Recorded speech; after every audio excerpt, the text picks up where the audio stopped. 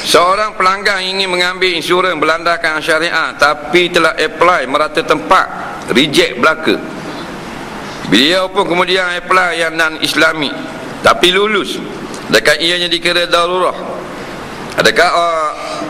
Adakah apa ni? Orang yang tolong mendapatkan tersebut mendapat komisen yang halal. Seorang yang sedang semayang maghrib, dia dah habis baca Fatihah, datang orang tepuk bahu untuk jadi makmum. Adakah dia perlu ulangi baca Fatihah tersebut? Baik. Dia kata dia apply insurans berlandaskan syariah, tak dapat, tapi apply yang konvensional dapat. Adakah darurah? Kita tanya balik, insurans ini darurah ke tidak? Insurans yang darurah, insurans untuk sambung road-tax kenderaan, itu darurah. Bila kita tak masuk insurans, boleh tak sambung road-tax? Bila tak boleh sambung road-tax, susah kita nak berjalan. Nah, tapi kalau kita ni dalam kehidupan saja kita tak masuk insurans nyawa, susah tak kita? Tak susah, bukan darurah. Dia darurah ini orang yang terkepit, membahayakan diri dia.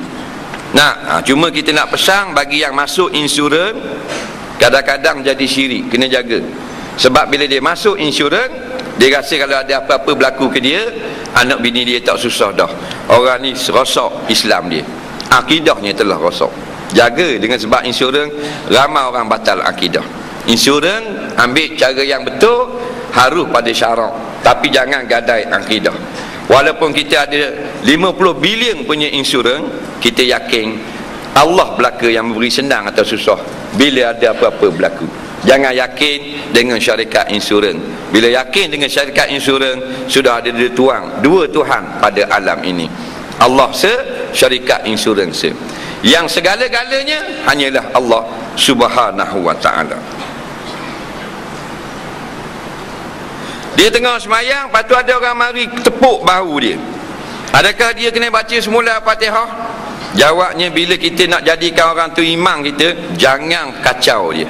Kita hanya berduduk di sebelah kanan, Allahu Akbar, dia niat jadi imam, kita niat jadi makmum. Tidak disuruh cuik-cuik bahu imam. Yang ada hanya satu saja masalah, bila kita gisah telah penuh. Jaga kita nak semayang seorang di belakang, makruh. Maka hendaklah semayang di belakang orang yang kita rasa dia tahu hukum ni. Allahu Akbar dan cuik. Lepas cuik atau tepuk bahu, sunat dia undur untuk semayang bersama dengan kita. Ini saja ada dalam kitab-kitab hadis dan kitab fiqh. Tak ada ulama kata kita nak semayang jadi makmum, pergi cuik tu imam.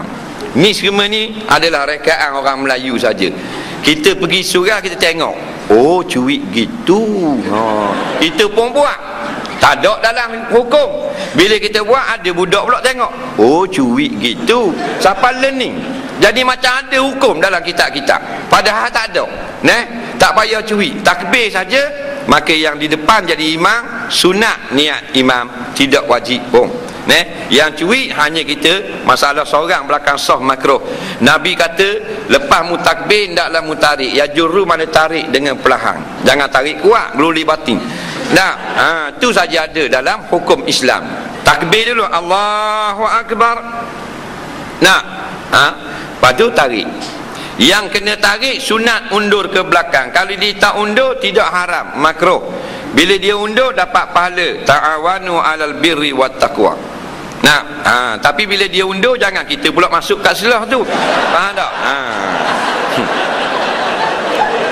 Jadi gocoh hanya lagi.